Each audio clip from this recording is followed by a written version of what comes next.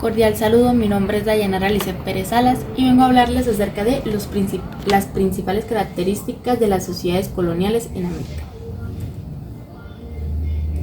En cuanto a contenido, tenemos sociedades profundamente jerarquizadas y desiguales, economías dependientes y dirigidas hacia la metrópoli, trabajo forzado y explotación de indígenas y africanos, control político y administrativo centralizado, influencia dominante de la Iglesia Católica, cultura híbrida y la vida intelectual en particular, el papel subordinado pero central de la mujer, la diversidad demográfica y mezcla racial, el mestizaje y por último las tensiones entre metrópoli y colonias. Tenemos las sociedades profundamente jerarquizadas y desiguales.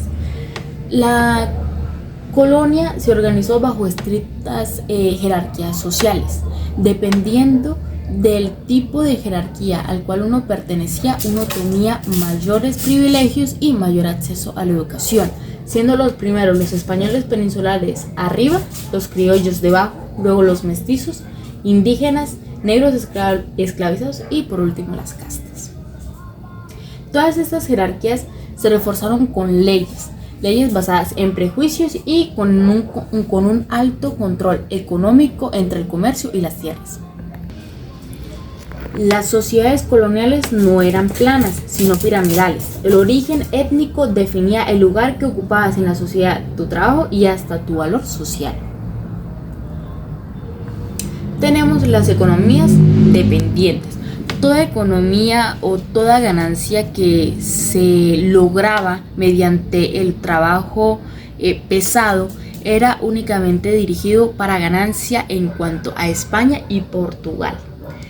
Se basaba principalmente estos tipos de trabajos en la explotación de minería, que era el oro y la plata, de agrícola, el cacao, caña y tabaco, la ganadería y en sistemas de trabajo muy forzados. Todos estos tipos de trabajos estaban muy fuertemente marcados por la idea de la explotación, el alto riesgo y todo el trabajo.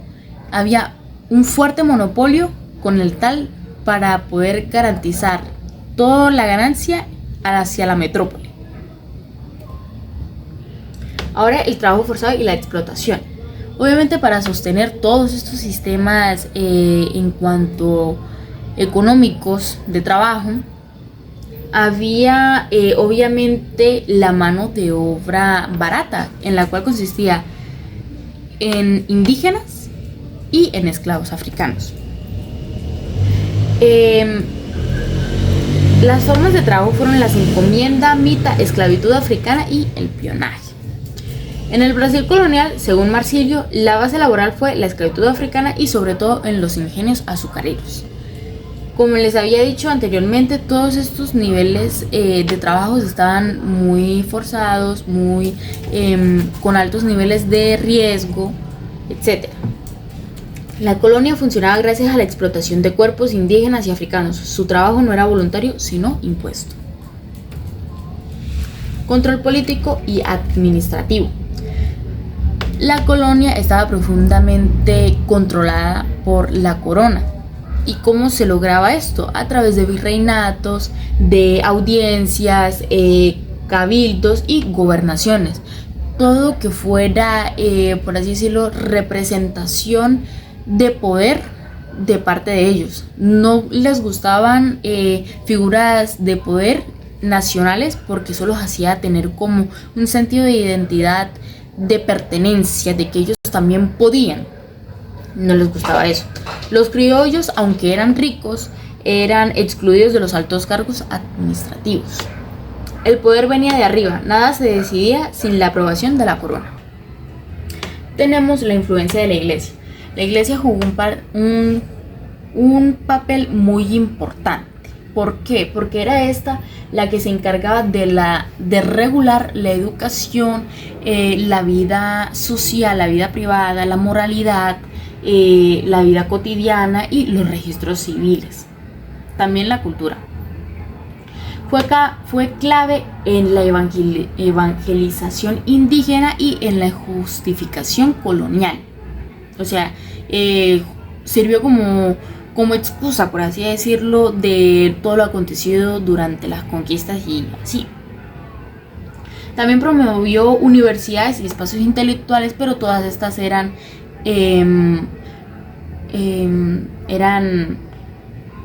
medidas por la propia iglesia. La iglesia no solo evangelizaba, también enseñaba, vigilaba y regulaba las sociedades. Cultura híbrida y vida intelectual particular. Obviamente con todo este tipo de mezclas, de todo este tipo de culturas ya habiendo coexistido, y aparte de esa coexistión nacido nuevas razas, se crearon culturas híbridas y la vida intelectual en particular. Todas estas nuevas culturas se vieron reflejadas en lo que era en literatura, artes y tradiciones.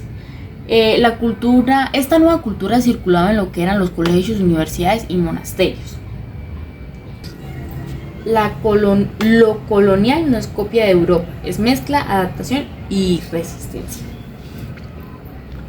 Tenemos el papel subordinado pero central de la mujer. Obviamente estaban, por así decirlo, lo más fuertes eran dos tipos de mujeres, que estaba la mujer española junto a la mujer criolla, que si bien eran mujeres de alta cuna, por así decirlo, tenían más derechos y eran más protegidas por la ley. Sin embargo, estas no tenían tanta facilidad para salir al exterior y por ende simplemente se dedicaban a ser la esposa del hogar. En cuanto a la mujer indígena, mestiza o esclavizada, siempre ella cargaba con muchísimos más trabajos pesados, como lo agrícola, lo servil, pero a diferencia de que si bien ellas podían tener más chance de salir hacia el mundo exterior, encontramos que tenían menos derechos. En cuanto al control moral y religioso, recaían igualmente por ambas. Lo que era la moralidad era más severo en cuanto a las mujeres que a los hombres.